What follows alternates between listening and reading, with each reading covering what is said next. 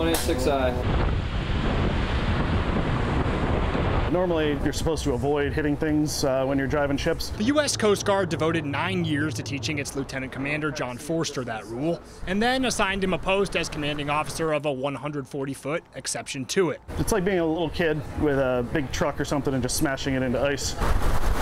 A single rudder turns and a single prop drives the 32-year-old U.S. Coast Guard cutter Sturgeon Bay. And I don't need to be the most maneuverable ship out there in order to do this mission. Chewing through its alphabet soup, mouthful of a mission, OpRENEW, Operation Reliable Energy for Northeast Winters, to plow a channel of open water through the frozen Hudson for the transport of supplies, emergency resources, and most crucially, the majority of this nation's heating oil to the river communities that need them. Our job is to allow that commerce to continue to move. On this mild and rainy late winter morning, Forster stands on the Sturgeon Bay's bridge and looks out over the prow, not north toward upstate Siberia, but downriver, where a mere 60 miles away, the high in New York City climbs above 60 degrees. Splashing and sloshing near Newburgh solidifies to grinding, clinking, and groaning as the vessel enters the river's S-curve near West Point, chosen during the American Revolution as a strategic choke point for the Continental Army to control this waterway, and on this day, 2.5 centuries later, a bottleneck for icebergs on their journey to the sea. Occasionally we'll do breakouts. Just minutes after Forster explains how an icebreaker frees a vessel stuck in the ice, We'll come up and do a few laps around them to kind of relieve that pressure that's on their hull. the southbound Sturgeon Bay passes a doomed tugboat, pushing a barge upriver through the passage the Coast Guard cutter just carved.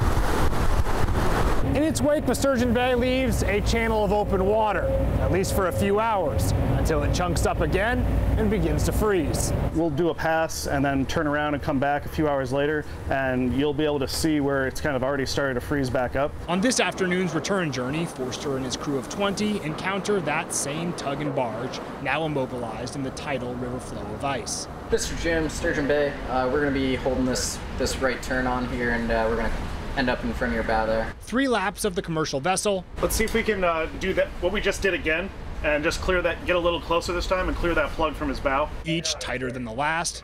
And the bubbler's online. Aided by a compressed air system to lubricate the icebreaker's hull with a barrier of air pushing ice off its sides, and the tug and barge begin to move. They would teach us all different types of ice, thickness, how we go about breaking it. 21-year-old seaman Nevin Connors takes the wheel to steer the cutter to the dock where this vessel and its crew will spend the night. Play a lot of board games. Connors joined the Coast Guard just a year ago, and on the Sturgeon Bay learns beneath veterans who have served all across the country. We were interdicting drugs and migrants, and that was a totally different world of work for me. From counter-narcotics in the clear blue waters of the Caribbean to this frozen river realm of ice and cold, where plates and chunks and bergs up to a foot thick roil beneath the Sturgeon Bay's hull, obscuring the gray-brown abyss below, the Coast Guard fulfills a range of duties for this nation.